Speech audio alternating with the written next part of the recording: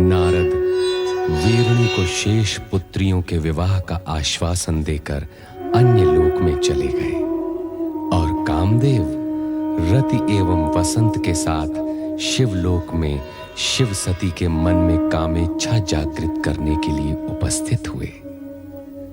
उधर पृथ्वी पर विहार करते हुए शिव सती देखते हैं कि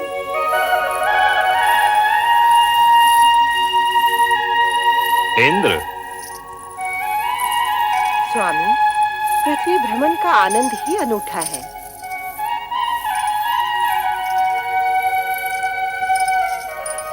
ये कथन, अरे महर्षि दुर्वासा, प्रणाम ऋषिवर। मंगल हो देवराज इंद्र। देवी शची, मैं तुम्हें एक भेंट देने का इच्छुक हूं, स्वीकार करोगे?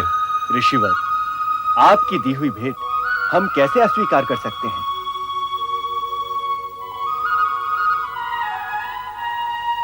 आज्ञा दें।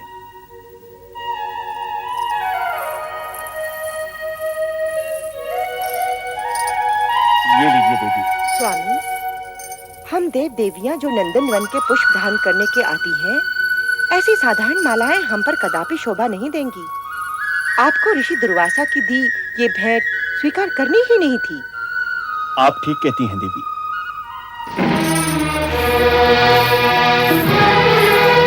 अब हमारा हरण हो चुकी है। चलो कैलाश लौट चलें।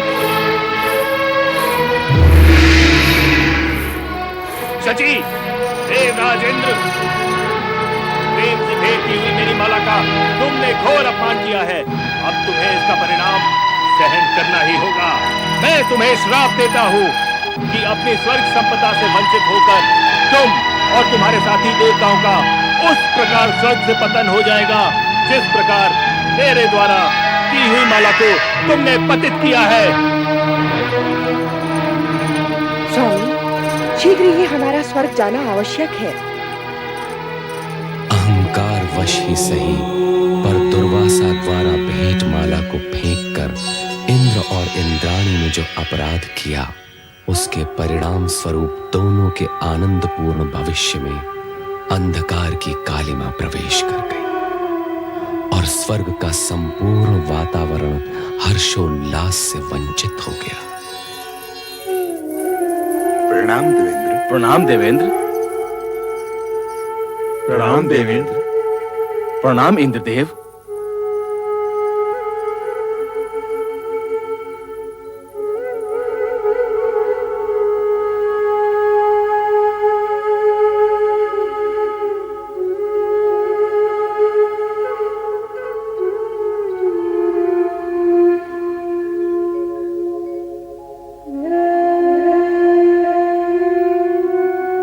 देवराज इंद्र, आपकी इस सुशोभित सभा में आज हम एक ऐसा दृश्य देख रहे हैं जो इससे पहले हमने कदापि नहीं देखा। उल्लास और विलास के स्थान पर आज आपके मुख पर विषाद की रेखाएं क्यों प्रतीत हो रही हैं?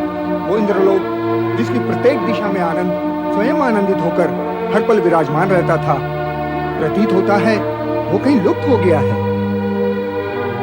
देवेंद्र, आपके साम्राज्य का कण कण जहाँ क्षण प्रतिक्षण अनुपम सौंदर्यवती अप्सरा के रूप में गुणगान किया करता था, जहाँ गीत, संगीत, नृत्य की स्वर लहरियां सदैव गुंजायमान हुआ करती थी, वहीं आज अशुभ रुदन स्वर जैसे चारों ओर ध्वनित हो रहा है। और देवी इंद्राणी भी भविष्य में घटने वाली किसी घटना की शंका से ग्रस्त दिखाई दे रही हैं। देवेंद्र, इन समस्त स्थितियों का क्या कारण है? देव, आपका ये मौन किसी अनिष्ट का संकेत दे रहा है। यदि आपने मौन व्रत धारण किया है तो हम सबके आग्रह से अपना ये व्रत त्याग दीजिए और हमें बताइए, इंद्रलोक में जो विपरीत परिस्थिति बनाई है, इसके मूल में क्या कारण है? आदरणीय मेघदेव, वरुण देव,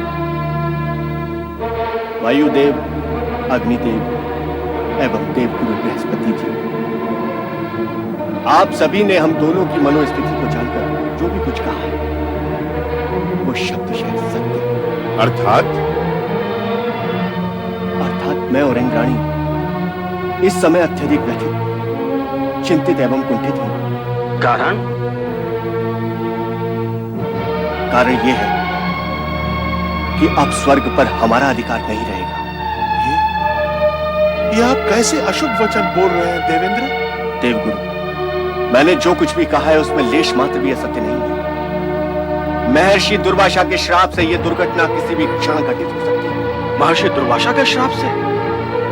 और हम इंद्राणी के कहने में आकर भूलवश दुर्वासा ऋषि द्वारा भेंट की गई माला का अनादर कर बैठे और उसी से कुपित होकर उन्होंने हमें यह श्राप दिया है कि दानवों का बल देवताओं की अपेक्षा दोगुना हो जाएगा और हम अपने समस्त देवगणों के साथ